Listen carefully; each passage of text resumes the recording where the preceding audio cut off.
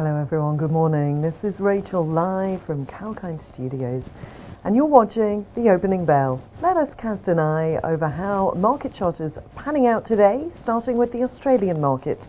The S&P ASX 200 is up today, gaining 0.18% to 7,077. Over the last 5 days, the index has gained 0.31% and is currently 0.25% off its 52-week high.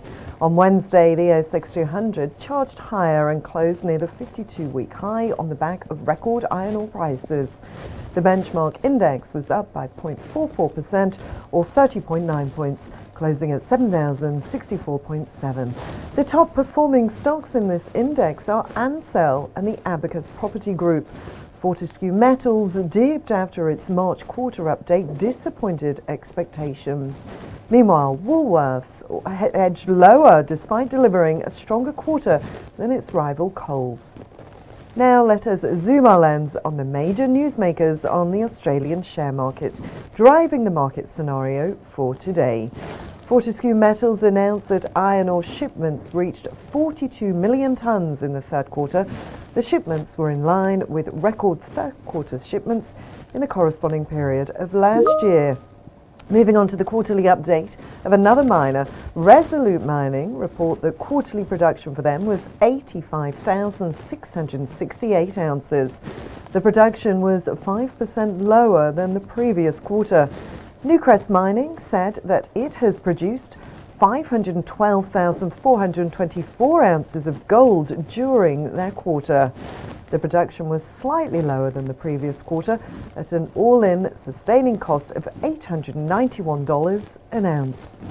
Moving on now to supermarket Woolworths said that total sales for the third quarter was $17 billion. The sales were higher by 0.4% compared to the same period back in 2020.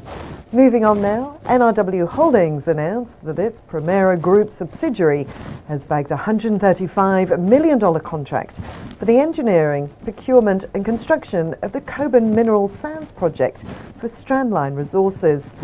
Now, Infratil says that it has entered into an agreement to acquire a stake in Pacific Radiology Limited.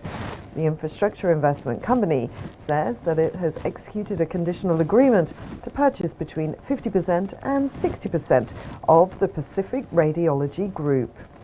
Moving on now, Sezzle has entered into a partnership with Market America Worldwide. That's to give its customers access to its BNPL offering.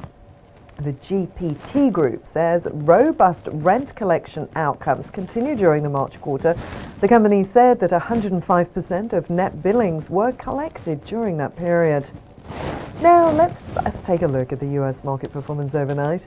That is closely tracked 4 cues for investors. S&P ended flat as the Fed kept rates near zero.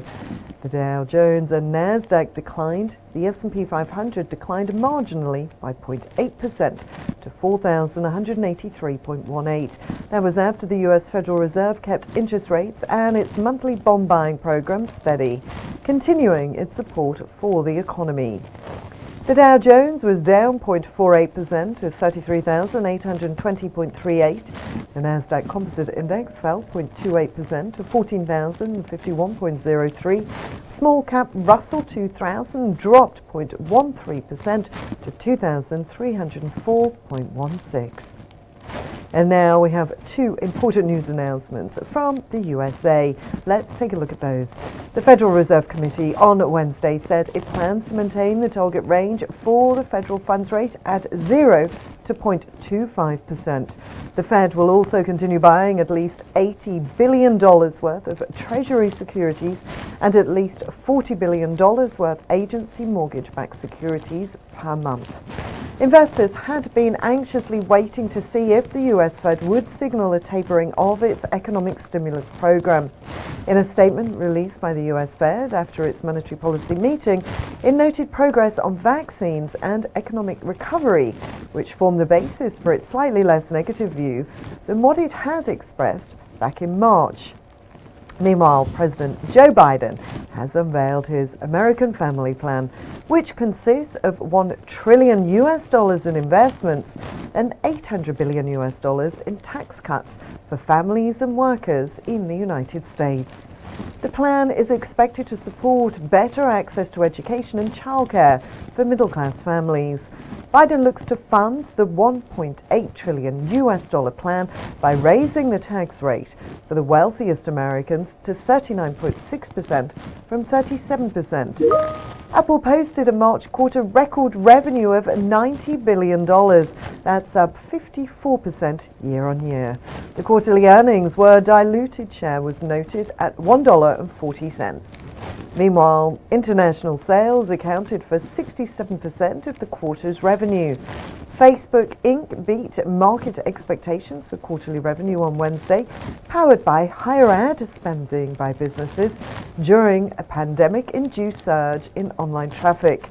Microsoft reported a 19% year-on-year growth in its revenue during the fiscal third quarter, while strong advertising revenue and cloud business boosted Alphabet Inc.'s 34% revenue growth in the first quarter.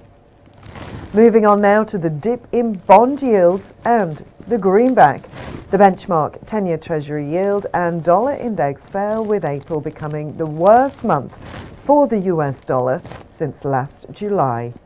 The 10-year US Treasury notes last rose 3/32 in price, yielding 1.6129% from 1.622% on Tuesday. The dollar index took a hit of 0.354%, while the Australian dollar rose 0.35% to 0.7789. Meanwhile, there was a wave of excitement in the cryptocurrency market as the European Investment Bank said it would sell a 2-year digital bond worth €100 million or $120 million on the Ethereum blockchain network. Ethereum climbed higher by 2.36% to an all-time high of $2,731.96, while the rival cryptocurrency Bitcoin fell 0.6% to $54,736. On that note, let me take you through to the resources sector.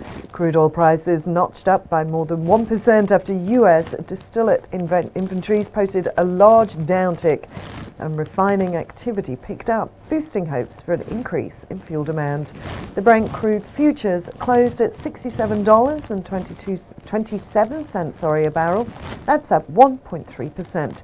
The WTI crude futures settled 1.5% up at $63.86 per barrel. Australian energy players such as Woodside Petroleum, Origin Energy and Viva Energy Group could trade higher today. Meanwhile, gold settled higher. Spot gold was up 0.3% to $1,781.50 an ounce. That was after the Federal Reserve decided to hold interest rates at zero. Well, that's all for now. Stay tuned for more live updates on Kalkine TV across the economy, markets and sectors.